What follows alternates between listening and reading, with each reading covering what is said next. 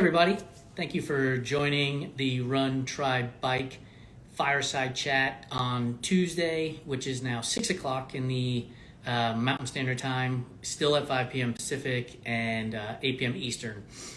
Today we're going to be talking to Kim Krapcha, who is multifaceted, and I have to read the list. So she is a dietitian, she is an athlete, she is a business owner, she's a run bum race director, which includes events like the Georgia Death Race and the Grayson Highlands. She's a running coach, she's a CrossFit Level 1 coach as well. I mean, she's just all around awesome. Before we get her on the call here with Gandhi, our other co-owner as well, I want to remind you of a few things. One is the She Strong Monarch Triathlon Super Half will be taking place again in 2023 on September 30th. So be on the lookout for advertisements about that all-women event.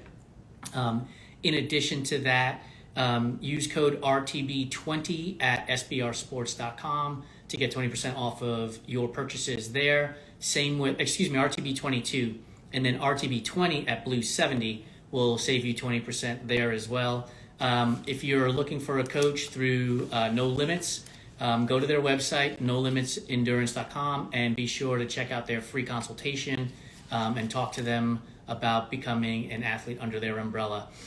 So I'm really excited to get this conversation going with Kim Krapcha, and I mean, so much stuff to talk about. She covers so many different things, from dietitian to business owner to RD to running coach to CrossFit Level 1 coach. I mean, the list goes on and on and on. And without further ado and perfect timing, here's Gandhi, one of our co-owners, and Kim Krapcha to join us in our fireside chat on our typical Tuesdays. Kim, thank you for joining us. Thanks for having me. My introduction ran a little long because my list of things that I had to say about you just never ended. I think I might have run out of ink, actually. All the letters behind my name, I think, add up to be more than my name. So it's like... And I made sure to pronounce your last name properly twice so that I wouldn't forget it going forward. Krapcha, folks. It's Krapcha. Krapcha. I appreciate it.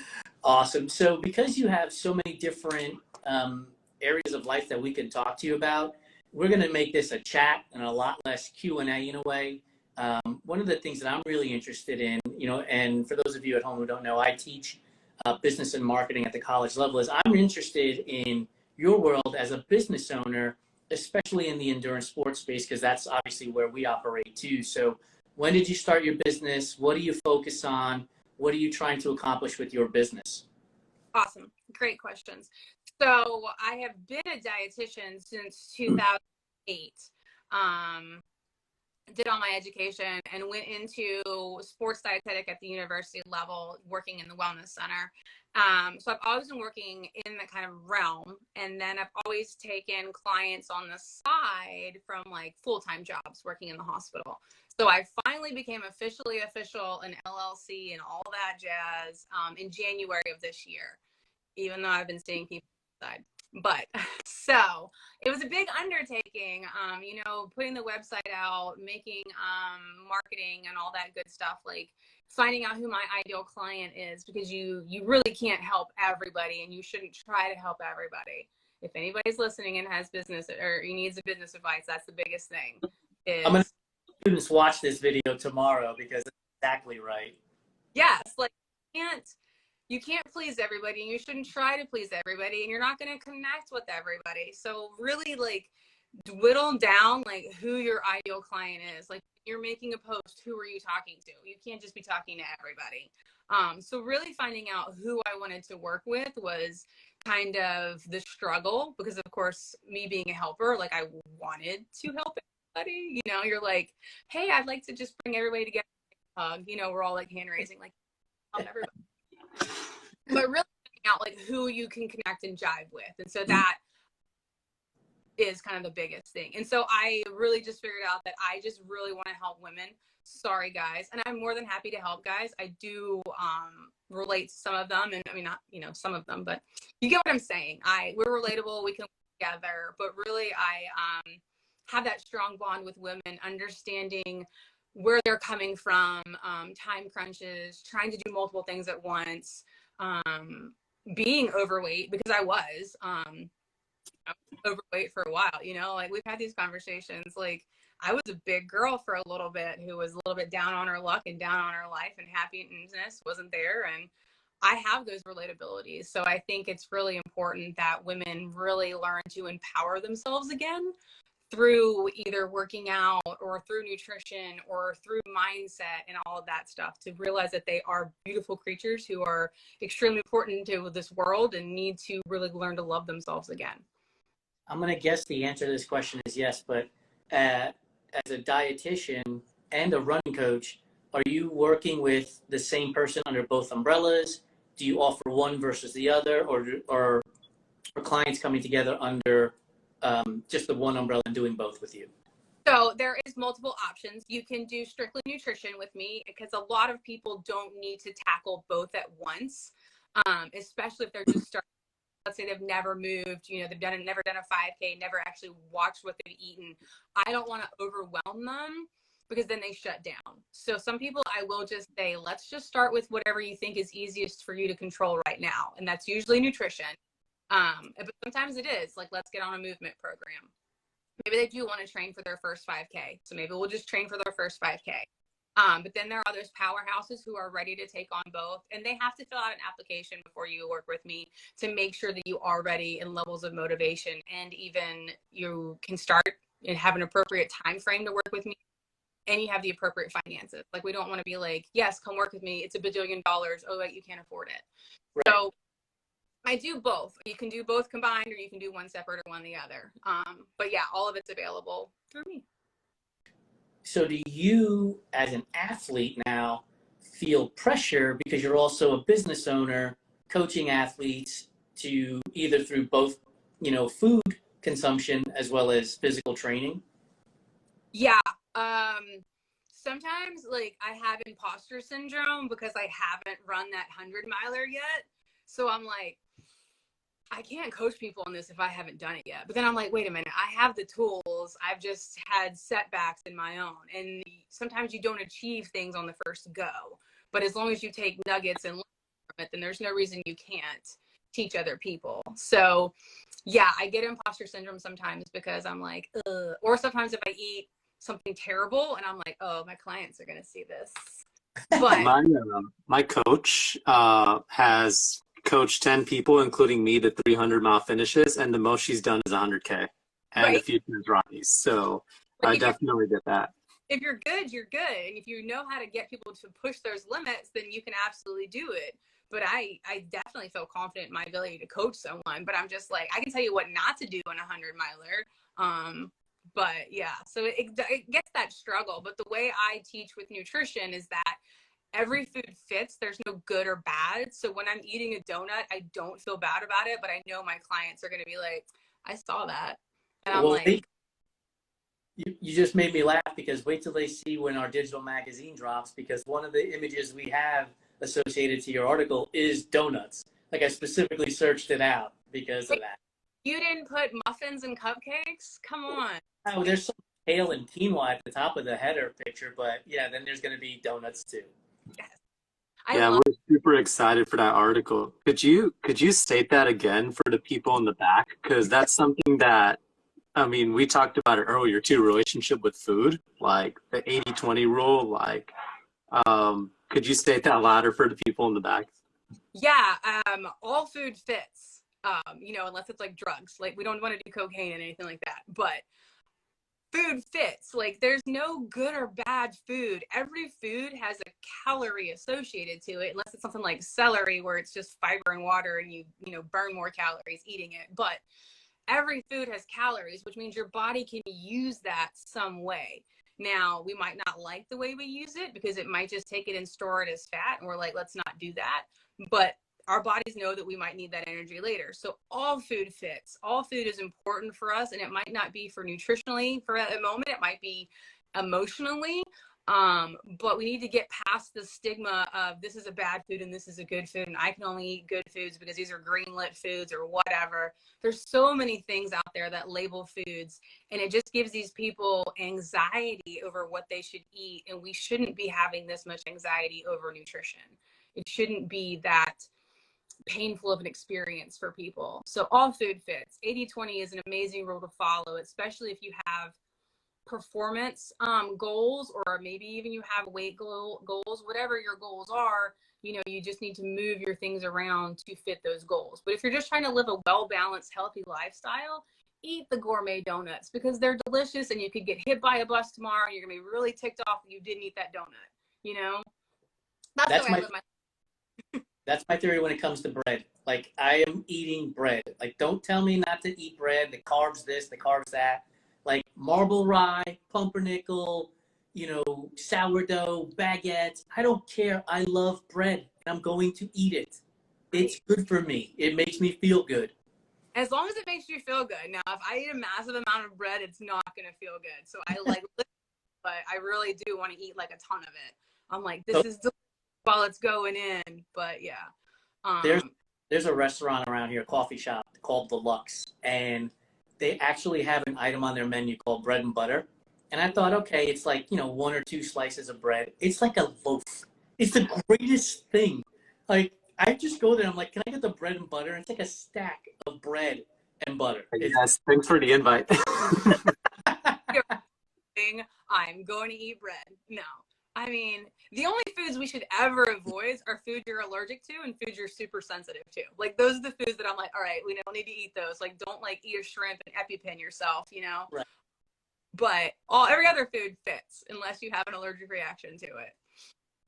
For those of you that are just joining us, my name is Jason Bahamundi. I'm the founder and one of the co-owners of Run Try Bike magazine. I'm being joined by our other co-owner, Om Gandhi, and we are chatting with Kim Krapcha, who is a litany of things, amongst them athlete, business owner, dietitian, race director, and just all around awesome. If you have questions for Kim while we're talking to her about any one of those topics, hit the little question mark on the bottom right hand of the screen and we'll make sure we get to it. Kim, one of the things you were talking about was coaching and how you hadn't coached an athlete and had not done a 100-miler and the imposter syndrome. And I kind of feel the same way because I run 50 milers up to 250 milers now, and I get athletes asking me about coaching them for marathons and half marathons. And it's a whole different mindset, right? So when you go through that practice of coaching those athletes, what are you looking to make sure you highlight on their training program that you can speak to, even though you hadn't crossed the 100-mile finish line? Yeah. A lot of times I'm looking for mental. You guys know part of running those longer distances, we can slow our bodies down, but our mind starts playing tricks on us. So a lot of it is time on feet. Like, are they making sure they're getting their time on their feet? If they're just putting in like 2 hours here and there, and I'm like, are you going to do like the world's fastest 100-miler? Like, what are we doing here? And then also, before I even take them on, I kind of have a conversation about what a 100-miler or a long distance entails. Like, this is a multi-day event unless you're super fast. This is going to take you an overnight. Do you have time to dedicate your schedule to training that? Is your family life going to be taken care of? Your significant other going to enjoy this or participate or support you? Because everyone knows training for these long distance events is time consuming. Not just for yourself, but everyone around you. So sometimes you're putting in a lot of morning and everything else. So a lot of it's time. Do they have the time and the ability to do it? Have they done anything like this before? Have they put their bodies through these limits? Because a lot of times you can take in a triathlete and bring them over because they've done an Ironman. So they're used to a 15, 16, maybe even 17-hour day if they're back of the pack. So all of those questions. And then we kind of talk about things like pace, like what are they looking for? We start diving down into it. Have they had nutrition problems with endurance events? Like all of that's good, fun stuff. So it's very, not hand holding, but very hands-on. Like, I'm not just like, here's your plan and goodbye. Like, it's how are you fueling? How are you feeling? Is it something you can really realistically take on this year, or do we need to just shorten you down to a shorter race and take this on when you have more time? So it's very, very thought filled. It's just meeting them on their level where they can kind of grow and become that athlete you want them to be. So it's kind of fun.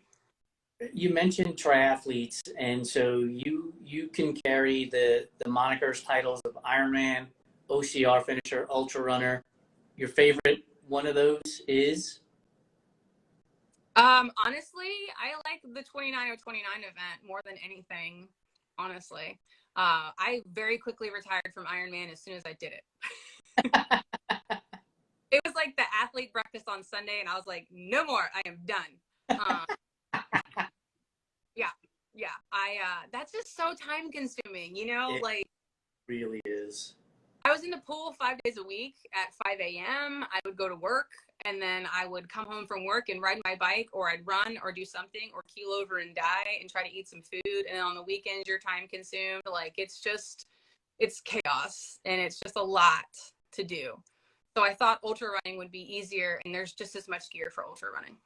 That brings me to a question, actually. So I was wondering, since you have all these different monikers like ultra running, like 29/29 finisher, triathlete, CrossFit, which one came first? Okay, so I've been an athlete all my life. I played softball from a very early age into college, where I walked on, and then later that semester walked right off because it was very time consuming, and I was like, no thank you, I'm here for an education. Because I wasn't going to go anywhere else, like women's softball, I think there's the USA team, and I don't know, but 20 years ago there was not much else for women to do after college playing softball, so I needed education first, and that was what I needed to do. So I was softball for life, and then I grew out of athletics in college for a while, and that's where I gained my most weight. And then I decided that I should take up running, because why not? I hated it all throughout being younger, but running was the easiest thing to do. You just needed a pair of shoes, and you just went. And so I took up running first, and just did probably about, I think I've done at least 40 half marathons now. I can tell. Ran with Team in Training first, and that's how I did my first half marathon was Nashville in 2008. So I loved fundraising for them, and I loved the coaching they had. So then I actually became a coach for Team in Training for a little bit. And then I went from running to OCRs and did that for a while. And then I went to triathlons, very quickly retired in 2017. And then in 2019, I ran my first ultra. Awesome. And you mentioned earlier to me that, well, you just mentioned it now, that you hated running. So what was different? What was different this time? What was the catalyst for you picking up running, besides, like the fact that you mentioned that it's something that you can easily just put shoes on and get outdoors? That was pretty much it, honestly. Like I was it's easy to do. In college, I was dating kind of a not fun person who I gained a bunch of weight because it was just really restrictive and a bad abusive relationship. So getting out of that and kind of being set back on my own, having to take care of myself financially and everything else, I was like, well, what can I do? And so it was like, well, I can run. And so I just took up, and it was literally like, I was 185 pounds, which on a 5'8" frame isn't that bad. If you're muscular, if you're just fat, it wasn't that great. So I would literally started off with going to the gym and running on a treadmill for 1 mile and then leaving. And that was my checkbox every day, was to run a mile on the treadmill and then leave. And then afterwards, when like that felt comfortable, I would do a little more. So I literally had to like rediscover myself on my own, which was kind of neat and a little scary, but I built myself back from where I was just being on a treadmill and running. How did that eventually lead to you going that you wanted to run your first half marathon? I mean, it might be rhetorical in a way because we're all, endurance athletes here, and it's like a domino effect, but I'm curious to hear firsthand, like, your experience of how it led to a half marathon. Running was hard. I've had chronic knee problems since I was younger, and they thought it was because I was a little roly-poly kid just working myself too much and had like knee problems. And so running was hard and it was complicated and it wasn't easy. And I thought that kind of in order to become an actual runner, I needed to have a medal and I needed to do an event. So, I was like, all right, that's it. We're going to run a half marathon. And I chose one of the hilliest freaking half marathons for a flatlander to try to do. So I went to Nashville, which was just rolling hills when you're just running on nothing but flatness in Mississippi. I was in South Mississippi at the time and I trained on no hills, 0 hills. And nobody had the audacity to say, hey, we're going to be running on hills, guys. Maybe we should train for it. No, they're just great. So I get to Nashville and I was like, what is this? So I did it. It was really slow, but I got it done and I moved and but then I was like, oh, we can do this again. Let's try this again. So I just kept doing them because they were available. And if you guys remember 20 years ago, half marathons were pretty cheap. Yeah. Like, it was kind of like, all right, $50, let's go do this. That's right. And now it's like $200 and you're like, for what? This is a training race for me. This is 13 miles, guys. It's amazing how from the business perspective, how the pricing has changed so much. And I don't hold it against RDs because we've talked to them and permits and insurance and EMTs and fire and police, like it is astronomical. I think the RD for Boise Running told us that the cost for shutting down downtown Boise next year for their half marathon was going to be like $400,000. Like just something astronomical. Like, astronomical. Like, it is insane. Like the amount that goes on behind the scenes that everyone doesn't see out when they're like, oh, $50 or $250 for a race. Like the permitting alone is just jumping through circles and squares. You're like, which one do you want me to jump through now? Like, what do I need to prove to you that we can have this event? And then, if you are getting, EMTs out in the middle of like BFE, like we hold our races out in the middle, you're holding your phone around like, do I have signal? And you're like, oh, if I stand, I have signal. Don't anybody touch me. Yeah. Like that when you're going through parks and you've got to get gates opened and closed and this and that, when you've got to shuttle people around, and all the companies now, like porta potties, the price of porta potties has gone through the roof and nobody thinks about it at all. And I'm like, 25 of those dollars you just paid went to go to the porta potty, so please use them. Well, one of the things you said is you're the captain of captains in our pre-meeting conversation, and coordinating volunteers and everything like that. And there's only but so much that you can do. And if a volunteer forgets to shut a gate or shuts a gate too soon, for argument's sake, and the athletes come up on it, that becomes a complaint. And it's like, look, we're all still human beings here. Like, have some grace to be like, hey, the gate was closed or it was open or whatever it was. Just wanted you to know. Didn't inconvenience me for more than like 7 seconds, because we've seen the complaints that RDs get, and it's outrageous. Oh yeah.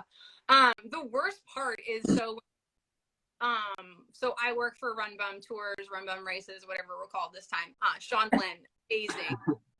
We're going through some marketing. So like our website is Run Bum Tours, but our races are all Run Bum Races. So we're getting there. But he's been doing this for 10, 11 years and we've seen it all.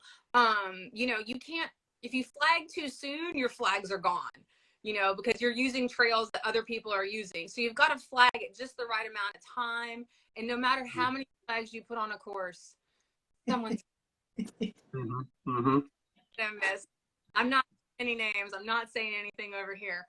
But someone's flagging, or it's going to go away, or a cow will eat it and poop it out later, because that's Moab. Like the amount of flagging that gets eaten by cows is insane, or other animals. And you're just like, why? Or somebody's kid just went and was like, ooh, streamers, and just starts pulling everything off your trees, So we've got all the complaints. Then there's no amount of marking you could do to be like, wrong way, don't play limbo with this, please don't do this. And they're going to go that way. Or they're just going to blow past a sign that says wrong way and then another one that says turn around, you missed it. Like they just blow it. like, I don't know. I don't know. 200 for these signs. I don't know why you didn't. I don't know. But we see it all. We hear it all. We're a cupless race. So when people get to an aid station and they don't have a cup, we're like, here. It's like, get under the coat because we're going to put mouth. And they're like, why don't you have a cup? And we're like, we said it 400 times. We're a cupless race. It's an email that you got. It's on the website that you signed up at. It's everywhere. Yeah. It's one thing. What is one thing that you think that people who run races kind of like overlook about like race directing? I think a lot of times they think there is a team of like at least 50 people. I don't know how they think races are magically put on, but usually it's not a ton of people unless it is like a giant, like destination races. Like Candace has got a team of 1 billion people because her races are massive, so you have to have that support. A lot of times our races aren't that far driving wise, but running wise, you're in this big circle-y forest and you're going on these little out and backs and lollipops and everywhere. And so we don't have a giant, there's not 54 people out here like making sure you're going the right way. A lot of times, I mean, us, it's a team of 3. We have Wendy on the email. She's doing all of our, email blasts and making sure our ultra sign up is all taken care of. I'm over here running food and beverage services, and Sean's out here creating courses. So there's 3 masterminds for this. And so when the worst thing, I think people think that you can answer emails on a Friday before a Saturday race. And I'm just like, yeah, let me just take out time. Let me just go over here and be like, yeah, sure, I'll come. No. Like, we have no email services on Fridays, guys, before a race. Here's the thing about that, right? So somebody might react and say, well, just get more people. And you say, sure, I'll go get more people, but your registration just went from 200 to 300 because you got to pay for people too. Like, it'd be great if everything was free, but it's not, right? There are costs to putting on these events. I think athletes just forget that. And mind you, here's a list of the things that you do in the 5-minute conversation that we had. In addition to all of this stuff, right? Like, you're doing a million different things, people. Like, have some grace. Understand that they're doing the best that they can. And not for trail racing, it should be sort of like, oh my God, I was supposed to run 50 miles and I ran 50.7 because I made a wrong turn. Or it's trail racing. You're out in the wilderness. Have fun. Like, enjoy this stuff. Yes. And that's, none of us that are involved, I don't think any race director out there that runs a trail event is out here for the money. I think we make enough to make our expenses and keep a little bit of profit in case like our arch blows a hole in it. We've got to buy a new one, things like that, or permits are going to go up next year, or the cost of goods has gone up astronomically. What we charged for a shirt last year is probably almost double this year, and we might or might not get them in time, even if you're ordering 2 months in advance. So the logistics that have gone on, supply chain has messed up everybody. Mm-hmm. And we still haven't seen, the runners still aren't coming back as much as they were pre 2020. Everyone's kind of like laxed off on training or maybe gotten out of ultra running or trail running, and they're just slowly coming back now. We're seeing a lot more gain in our shorter distances, like our half marathons and our 6 milers and 5 milers. But then also your volunteers. I don't know anybody who's filling up their volunteers like that. When they open up a sheet, they're like, hey, who wants to volunteer? And you're like, hey, Aunt Edna, will you please come run an aid station because I need somebody for this Saturday? Like, yeah, we've had races, we've talked to races who have had to cancel events because they didn't have enough volunteers as well. It's a big to-do. Yeah, I mean, not every event is the New York City Marathon with 50,000 people, right? Like, some of these events have 100 people, 150 people that are being put on by 2 or 3 people for an entire year's worth of stuff. So my advice to all of you athletes watching this, have some grace, okay? Yes. everybody thank you. Like, I am the athlete. I just raced this past weekend. I did a 12K, which was a points point. And I was like, I'd run past the water tables. I didn't need anything because it's a 12K. But I was like, thank you, volunteers, for being out here, because it was 39 degrees in South, well, we're in Alabama at that time. But we don't get that cold up here. So everyone's bundled up, handing out water cups. And I'm like, thanks for being out here. Just that little bit, like, just thanking your volunteers. Thank your volunteers. That's your second piece of advice for everybody watching. Yeah, I think that volunteering, it was really funny. Somebody at Destination Trails was like, how do you train for a 200? And they're like, oh, just volunteer for one of Candace's races. That's a great way to train for a 200. Yes. Like, train, like, either volunteer or crew somebody. Crewing is way harder than racing. It is so stressful. It is so stressful. You're like, oh, I should expect my runner to be here at 6:30, and then they're not here at 6:30. You're like, where are they? Did something happen? Are they okay? Me, for all I know, they took a dirt nap while they were, cruising along. It happens. Yeah, or they got lost in an aid station somewhere. They load the map and they have no idea where they're going because it's dark out. Or they've been up for, 2 days and now they're off seeing stars, But then you've got to make sure, number one, are they here? Okay, so they're here. Do you need to sit down? Do you need to change your shoes? Do you need to change your socks? Do you need nutrition? Are you okay? Like, what is my name? Right. Like, and then you're responsible for holding their human while you're trying to keep yourself fed and make sure you have a bathroom, make sure you're sleeping. Yeah, anytime I've had like a crew or somebody pacing me or somebody, I'm like, make sure you take care of yourself too, because you might not feel it on the first day because you're just hanging around, but it will catch up with you later on. And a lot of places, like, it's, hey, go to Waffle House and turn right. It's like, here's some GPS coordinates. Go off into the wilderness, and there's where you're going to find your runner. And you're like, are we even going on? Pop out, hopefully get signal, and then you're like, oh, this is an aid station. Here, we just park on the side of the road and go find this little person. And yeah, it's hard. For those of you that are just joining us, my name is Jason Bahamani. I'm the founder and one of the co-owners of Run, Try, Bike magazine, being joined by our other co-founder, Om Gandhi.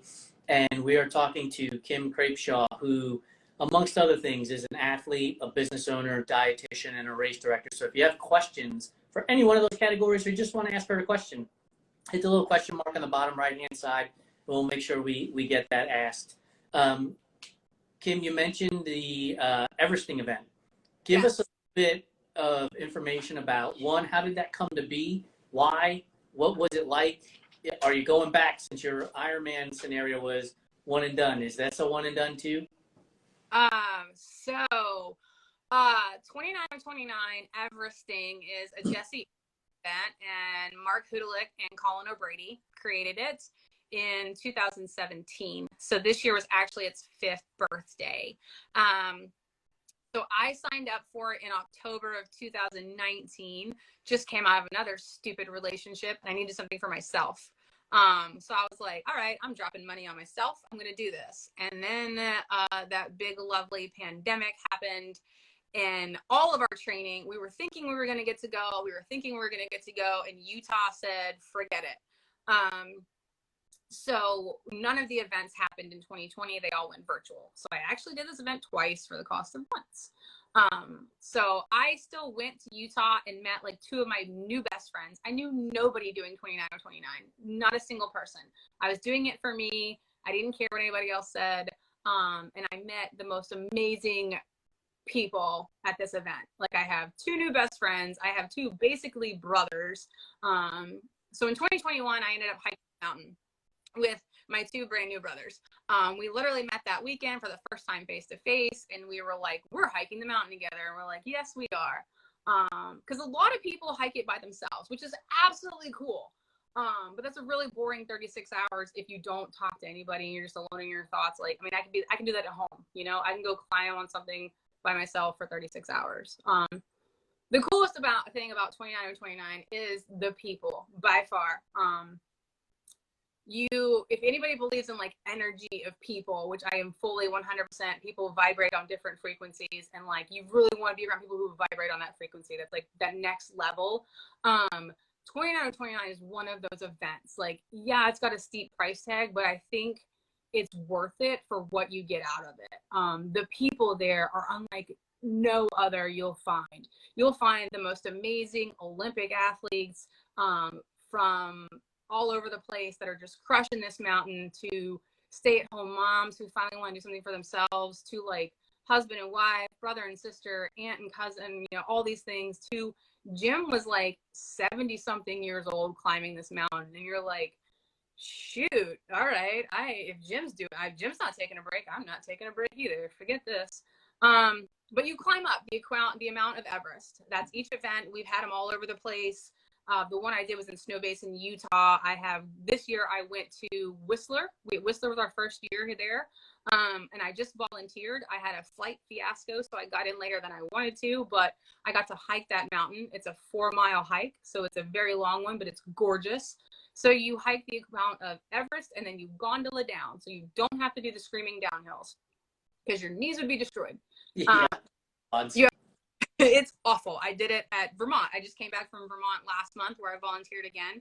And then I hiked up the mountain with a few people because they're now allowing some of us that are alumni to kind of like skedoodle up the mountain as well. Mark might watch this and say never again, but who knows?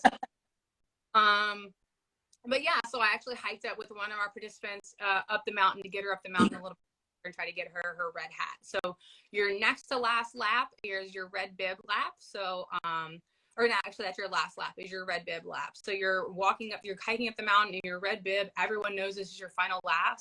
The last lap is free. You've done all the work. All you have to do is a celebration. So everyone I tell whenever I volunteer, I'm like, all right, this is your red bib lap. Like, make sure you bring someone else up this mountain and get them closer to their red bib. It is all about community, 100%.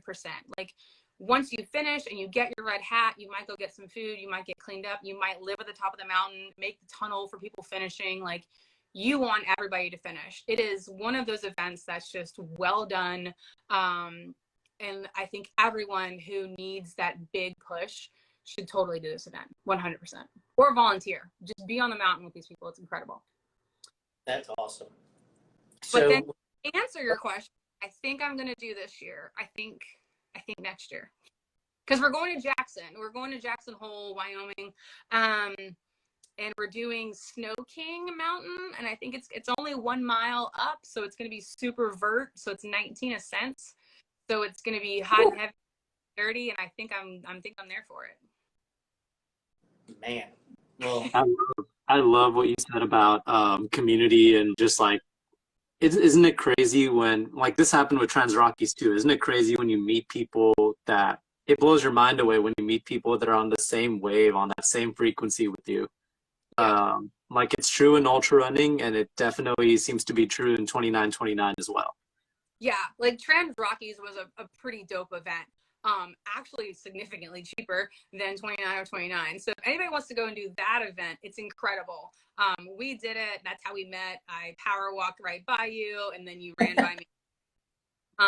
But then we rode the bus together and had a great conversation and realized we're kind of the same people, that's when you find that energy from other people, you just are attracted to it. And you're like, I need to know this person. This person might not be like the most important person in the world, but they are to me, and I need to know this person. And I think that's super cool about all these big events that like just bring people together for long amount of times where you can see people multiple times. Like a lot of times in a 100-miler, you might see the same people once or twice, and then you're like alone in your thoughts for a while. But these events, Trans Rockies, we saw different people every day.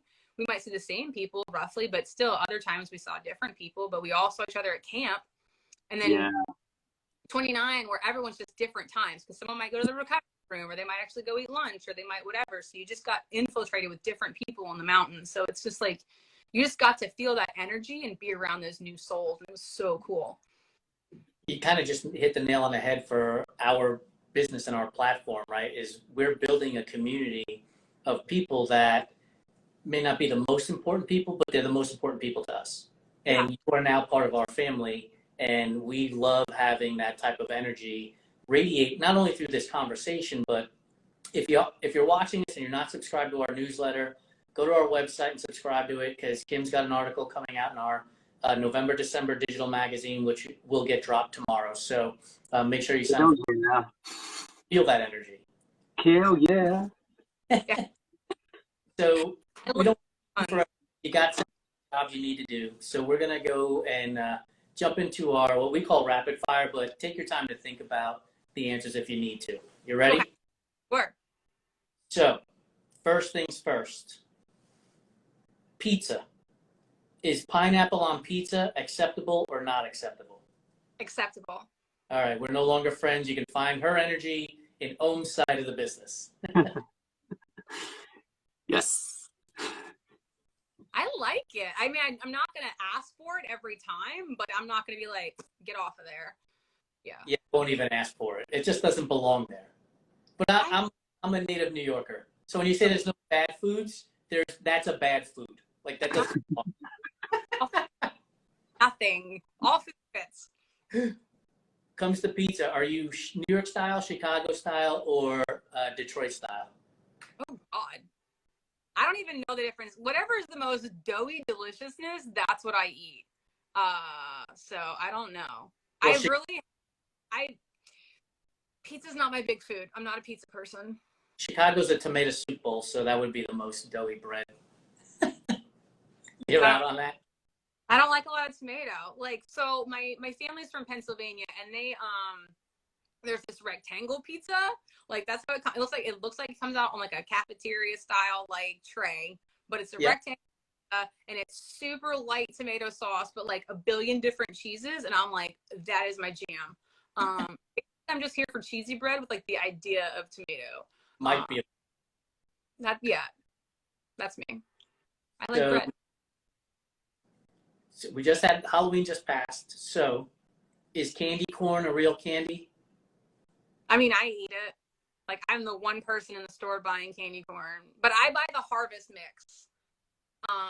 So that it has the little brown ones in there and the regular ones and the pumpkins, because Brian eats the snot out of the pumpkins. So Yvonne, you're not comment. Yvonne agrees with you. Peeps are Peeps a candy? Yes or no? oh, is it a candy? It's a marshmallow.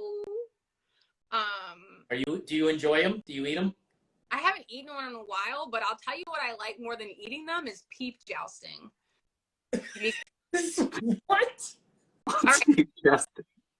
You take two peeps and you put like, if this is the peep, you take a toothpick in it and you shove it in there, and then you put them on a microwave safe plate and you put them facing each other, and then you nuke them. And then This is the first. that song, which is going to joust the other one first before you explode your microwave. You guys have never done peep jousting? Oh. It's taken us 32 episodes to get to this on a Fireside Chat. I'm 31. Am I not 31? 31. It's taken us more than 30 episodes to get to peep jousting. I mean, the crazy thing we heard about Peeps was people were like, "Oh, I love them, but only when they're stale." I'm like, "So you like chewing rocks?" Like, I don't understand stale Peeps. And now we've got peep jousting. This is amazing. I mean, peeps are good if you want to throw them in like hot chocolate or something. I don't really know. I wouldn't eat them. They're not like, I'm not like, yay, little rainbow colored marshmallow. No. Just eating of marshmallows. Yeah, they're marshmallows, so they're not really candy. When you put them over the open fire, do you roast them until they're like charcoal briquettes or just lightly tanned?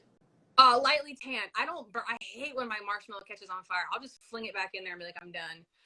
I do not like the soot-covered marshmallows. Like, I'm just like, just please toast it. Like, yeah. I'm going to have this conversation. You're eating candy corn, you're putting pineapple on your pizza, and you want a slightly toasted marshmallow. Like, I want to peel the charcoal off and have that molten center for afterwards. I mean, I would molten center, but you can have the charcoal part. I'll eat the molten center. I could live off the elf diet, so basically don't ask me if things are candy because I'll eat it. I'll say yes and it's edible. So, you know. Is red velvet a real flavor? I mean, it's on menus, but it's really just cake with red food dye, right? I mean, let's be honest. Yes, pretty much. Are you a cake person or a pie person? Which do you prefer? It would depend on what I was being offered at the time, because there are cakes that I'm like, get that out of here, I don't want it. And there are pies that I'm like, please remove, I don't want that either. Pecan pie, not out of. I only eat my own pumpkin pie that I make because it's from scratch. Like I literally roast the pumpkin. It's not out of a can.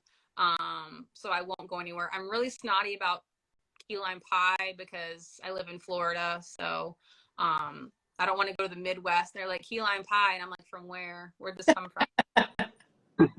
That's like when they offer you seafood on a landlocked, like somewhere up there. And you're like, where did this come from? This is not fresh. I know this is not fresh.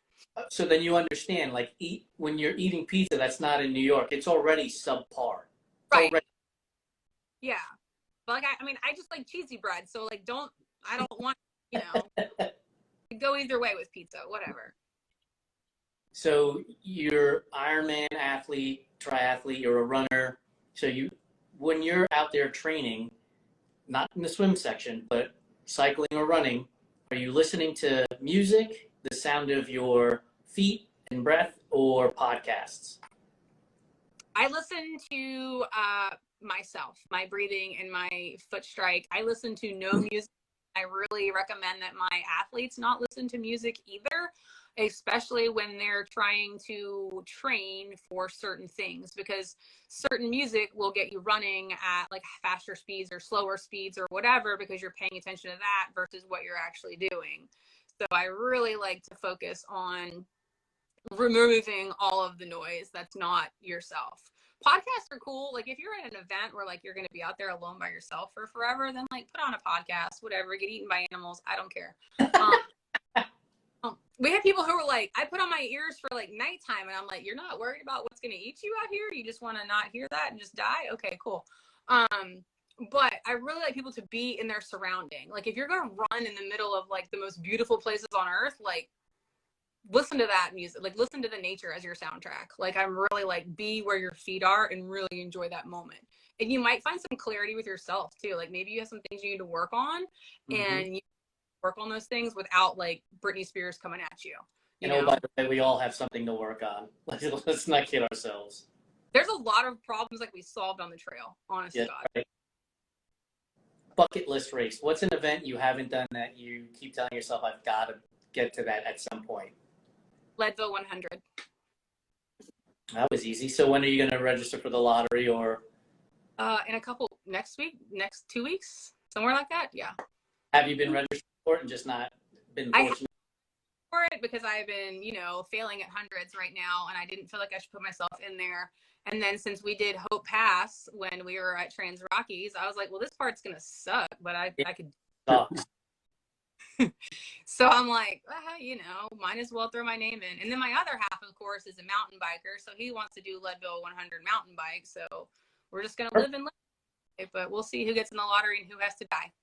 Well, if I'm volunteering at Trans Rockies, I guess I'll see you at Leadville. Oh, that'd be nice. Awesome. Well, Kim, thank you so much. And before I let you go, let the audience know where they can find you if they're interested in dietitian consulting or running coach, or CrossFit level 1 coaching. Where can they find you? So you can find me. I am, of course, on Instagram as Mud Runner Chick. I am on Facebook as well. You can find me at Kim Krapcha, but I really don't post much there. But on my Mud Runner Chick page on Facebook, you can find me where there's a little bit more heartfelt posts and things like that. And then my website is mrcnutritionandwellness.com. And there you can find out about my coaching services. You can apply to work with me, and then we can get started together. And you can see kind of some of the things that I offer. I have a blog. I really don't update it much. I'm sorry. I'm out doing 8 billion things, but I will get better at that. Maybe. While she may not be blogging, she did write an article for us. So go to our website, runtrimag.com, subscribe to our newsletter. It'll be dropping tomorrow. You'll get her nutrition article. Or if you stay here on Instagram, just click the little link tree, and there's a button there to subscribe to our newsletter, and you'll get it delivered to you tomorrow. Kim, thank you so much for your time. We really appreciate it. We'll have to have you back on once the lottery for Leadville gets pulled and you're in. Oh, okay. Well, yeah, I will definitely be back on for that. But it's been a pleasure. Thank you guys so much. Thanks. Have a great night. Thanks. Bye.